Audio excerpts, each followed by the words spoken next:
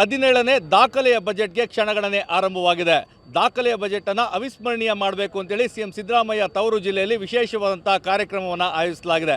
ನಾನೀಗ ಮೈಸೂರು ಅರಮನೆಯ ಕೋಟೆ ಆಂಜನೇಯ ದೇಗುಲದ ಬಳಿ ಇದ್ದೇನೆ. ನೀವು ನೋಡ್ತಾ ಇರ್ಬೋದು, ರಂಗೋಲಿಯಲ್ಲಿ ವಿಶೇಷವಾದಂತಹ ಬೃಹತ್ ಆದಂತಹ ಸಿಎಂ ಸಿದ್ದರಾಮಯ್ಯ ಅವರ ಭಾವಚಿತ್ರವನ್ನು ಬಿಡಿಸುವಂಥ ಕೆಲಸವನ್ನು ಅವರ ಅಭಿಮಾನಿಗಳು ಮಾಡಿರುವಂಥದ್ದು.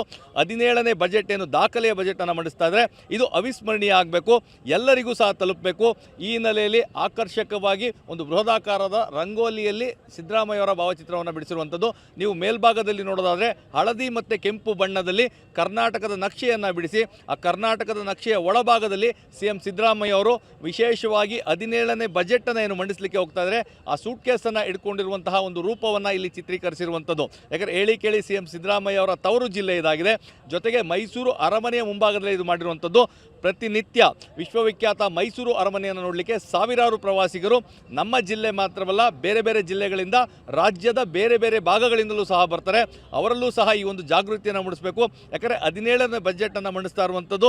ಇದುವರೆಗೂ ಯಾರೂ ಸಹ ಬಜೆಟನ್ನು ಮಂಡಿಸಿಲ್ಲ, ಮುಂದೆ ಸಹ ಯಾರೂ ಈ 17 ಬಜೆಟನ್ನು ಮಂಡಿಸೋಲ್ಲ ಅನ್ನೋ ವಿಶ್ವಾಸ ಸಿದ್ದರಾಮಯ್ಯ ಅವರ ಅಭಿಮಾನಿಗಳದ್ದು. ಹೀಗಾಗಿ ಡಾಕ್ಟರ್ ಯತೀಂದ್ರ ಯುವ ಬ್ರಿಗೇಡ್ ವತಿಯಿಂದ ಈ ಒಂದು ರಂಗೋಲಿಯನ್ನು ಬಿಡಿಸುವಂಥ ಕೆಲಸವನ್ನು ಮಾಡಿದರೆ ಅತ್ಯಂತ ಆಕರ್ಷಕವಾಗಿ ಮೂಡಿ ಬಂದಿರುವಂಥದ್ದು. ಕಲಾವಿದರ ಕೈಚಳಕದಲ್ಲಿ ಅದು ಆಕರ್ಷಕವಾಗಿ ಮೂಡಿ ಬಂದಿದೆ.